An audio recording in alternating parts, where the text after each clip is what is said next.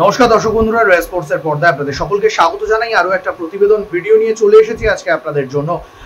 মোহনবাগান জনতার জন্য মন খারাপ করা খবর, ডুরান্ড কাপ থেকে নাম প্রত্যাহার করে নিতে পারে মোহনবাগান সুপার জায়ান্ট। ইতিমধ্যেই কিন্তু আসন্ন ডুরান্ড কাপ থেকে ভারতের বেশ কিছু বড় ফুটবল ক্লাব, প্রায় সাতটা ফুটবল ক্লাব নাম প্রত্যাহার করে নিয়েছে এবং তারপর সেই তালিকায় কিন্তু নাম যুক্ত হতে পারে মোহনবাগান সুপার জায়ান্টের, তেমনটাই কিন্তু শোনা যাচ্ছে। কারণ ইতিমধ্যেই চলতি মরশুমের ভারতীয় ফুটবলের যে রোড ম্যাপ, সেই রোড ম্যাপ নিয়ে একটা ঘোর অনিশ্চয়তা দেখা দিয়েছে।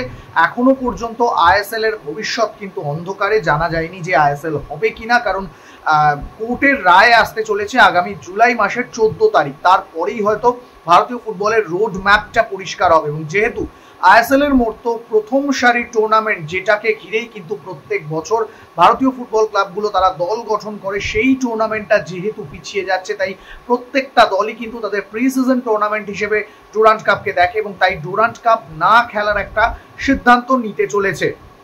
খুব স্বাভাবিকভাবেই যদি প্রত্যেকটা দল, যেহেতু ডুরান্ড কাপে বিদেশি ফুটবলাররা খেলে এবং সেখানে যেহেতু বিদেশি ফুটবলারদের তাদেরকে নিয়ে আসা, তাদের অনুশীলন করানো একটা ব্যয়বহুল ব্যাপার, সেক্ষেত্রে আইএসএল নিয়ে অনিশ্চয়তা থাকায় কিন্তু এই প্রভাবটা পড়তে চলেছে প্রি সিজন টুর্নামেন্ট হিসেবে ডুরান্ড কাপের ওপর। পাশাপাশি আরো বেশ কিছু সমস্যা হিসেবে দেখা যাচ্ছে, যেটা সূত্র মারফত যেটা জানা যাচ্ছে, যে ডুরান্ড কমিটি যে চুক্তিপত্র পাঠায় প্রত্যেক বছর প্রতিটা ক্লাবকে, সেই চুক্তিপত্রে কিন্তু এখনো মোহনবাগানের পক্ষ থেকে সই করা হয়নি। অর্থাৎ আগামী মাসে কোর্টের যে রায় আসবে ভারতীয় ফুটবল সংক্রান্ত, সেই রায়ের জন্যই অপেক্ষা করা হচ্ছে এবং তারপরেই হয়তো চূড়ান্ত সিদ্ধান্ত নেওয়া হবে। পাশাপাশি আরো বেশ কয়েকটা সমস্যা রয়েছে, যেখানে জানা যাচ্ছে যে মাঠ সমস্যা একটা বড় সমস্যা হয়ে দাঁড়াতে চলেছে। কারণ এই মুহূর্তে মোহনবাগানের যে জুনিয়র দলটা রয়েছে, তারা কিন্তু যুব ভারতী ক্রীড়াঙ্গনের প্র্যাকটিস গ্রাউন্ডে অনুশীলন করছে, তবে সেই মাঠটাও কিন্তু পার্মানেন্টলি মোহনবাগান পেতে পারে না। কারণ যেহেতু সামনে ডুরান্ড কাপ রয়েছে এবং ডুরান্ড কাপ শুরু হলে কিন্তু ডুরান্ড কমিটি তারা এই মাঠটাও নিয়ে নেবে অনুশীলনের জন্য, যুব ভারতী সংলগ্ন যে প্র্যাকটিস গ্রাউন্ড রয়েছে।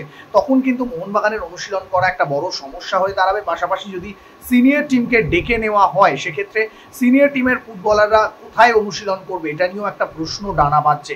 পাশাপাশি বিশ্বস্ত সূত্র মারফত খবর আরও একটা বিষয় জানা যাচ্ছে, যে গত মরশুমে ডুরান্ড কমিটির পক্ষ থেকে মোহনবাগান টিম ম্যানেজমেন্টের সঙ্গে যে ব্যবহার করা হয়েছিল, তাতে কিন্তু টিম ম্যানেজমেন্ট কিছুটা হলেও ক্ষুণ্ণ, যে কারণে কিন্তু এই ডুরান্ড কমিটির সঙ্গে মোহনবাগান টিম ম্যানেজমেন্টের একটা দূরত্ব তৈরি হয়েছে। পাশাপাশি ভারতীয় ফুটবলের বর্তমান পরিস্থিতি কিন্তু মোহনবাগান টিম ম্যানেজমেন্টকে এই সিদ্ধান্তের দিকে এগিয়ে দিচ্ছে এবং এখনো পর্যন্ত হয়তো চূড়ান্ত নয় যে মোহনবাগান ডুরান্ড কাপ খেলবে না, এমনটা হয়তো নিশ্চিত করে বলা যাবে না। কিন্তু যে পরিস্থিতি তৈরি হয়েছে তাতে এটা বলা যেতেই পারে মোহনবাগান শেষ পর্যন্ত হয়তো ডুরান্ড কাপ থেকে নাম প্রত্যাহার করে নিতে পারে। এমনটা হলে অবশ্যই ডুরান্ড কাপের ভবিষ্যৎও কিন্তু অন্ধকারে। কারণ ডুরান্ড কাপ অবশ্যই ভারতের একটা ঐতিহ্যশালী প্রতিযোগিতা, সেটা দীর্ঘদিন ধরে ইন্ডিয়ান আর্মি তারা পরিচালনা করে আসছে। গত কয়েক মরশুমে আমরা দেখেছি কলকাতায় ডুরান্ড কাপ নিয়ে কিন্তু একটা উন্মাদনা তৈরি হয়েছে। ডুরান্ড কাপ অবশ্যই মরশুমের প্রথম টুর্নামেন্ট, সেখানে প্রত্যেকটা টিম তারা তাদের প্রি সিজন হিসেবে এই টুর্নামেন্টটা খেলে। কিন্তু